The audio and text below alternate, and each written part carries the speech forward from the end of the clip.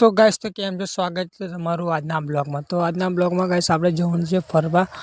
Guys finally આવી ગયા છે પેટ્રોલ પંપ પર અને ગાઈસ ગાડીમાં આપણે થોડુંક પેટ્રોલ કમ છે તો પેટ્રોલ પુરાઈ અને જઈએ ગાઈસ। કઈ જવાનું છે ગાઈસ બતાવીશ તમને, બન્યા રહેજો બ્લોગ। ગાઈસ ગાડી ચલાવતા ચલાવતા વિચાર આવ્યો કઈ જવું છે ને કઈ નહીં, તો આપણે વિચાર કર્યો છે ગાઈસ કે વઢોણા બાજુ જઈએ।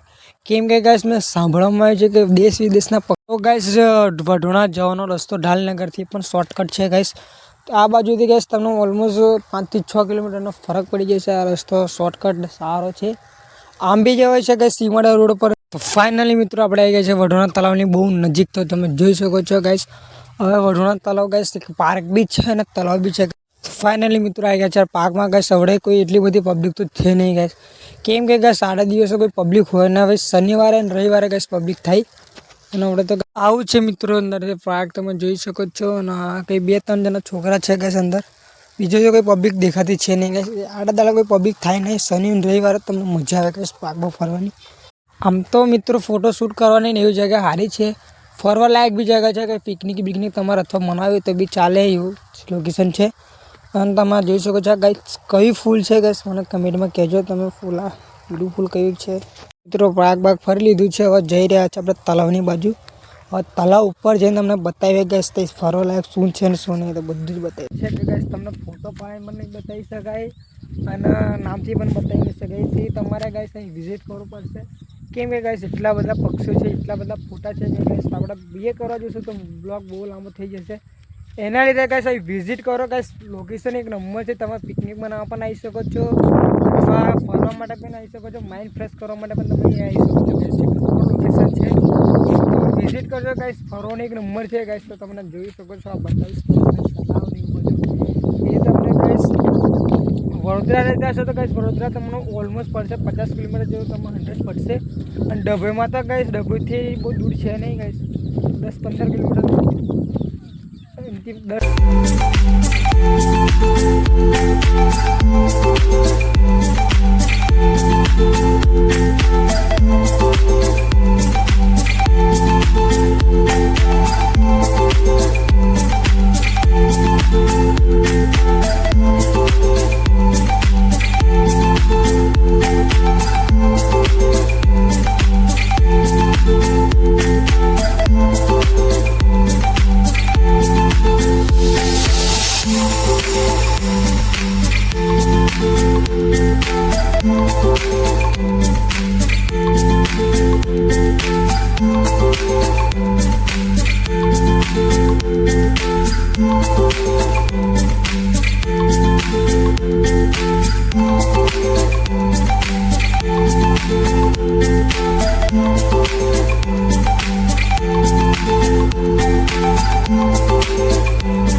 તળાવમાં ફરવા જવું હોય એના માટે પણ અહીં નાવડી બી ઉપલબ્ધ છે ગાઈસ। તો હવે ગાઈસ અંદર તળાવમાં અંદર લઈ જવાની પરમિશન છે કે નહીં ગાઈસ, તો બી તમને નાવડી બતાવી દે। આ છે ગાઈસ નાવડી, તમે જોઈ શકો છો અંદર લઈ જવાની પરમિશન છે કે નહીં ગાઈસ એ આપણને ખબર નહીં, આ તો છે। તો ગાઈસ બ્લોગમાં આપણે તમને બતાવી દઈએ, જોઈ શકો છો નાવડી પર તમને ખાવાની બી સુવિધા મળશે ગાઈસ। ખાવાની સુવિધા એટલે એવું સમજતા ના ગાઈસ કંઈ બિરયાની છે, દાળ પુલાવ છે એવું કંઈ નહીં, નાસ્તામાં મળશે ગાઈસ ચણા ચોર ગરમ છે અને પેલું કોઠું ને એવું બધું ગેસ મળ્યા કરશે, ખબર નહીં। આના આ છે ચણા ચોર ગરમ, 30 રૂપિયા છે ને કંઈ 20 રૂપિયા છે, ભાવ બી તમને કહી દઉં 30 ને 20 રૂપિયા। ચાલો ફરી લીધું છે, હવે જઈ રહ્યા છે ઘરની તરફ। અને ગાઈસ બ્લોગ કેવો લાગ્યો ગાઈસ કમેન્ટમાં કહેજો, અને વિડીયો પસંદ આવે તો લાઈક કરજો, ચેનલને સબસ્ક્રાઈબ કરજો।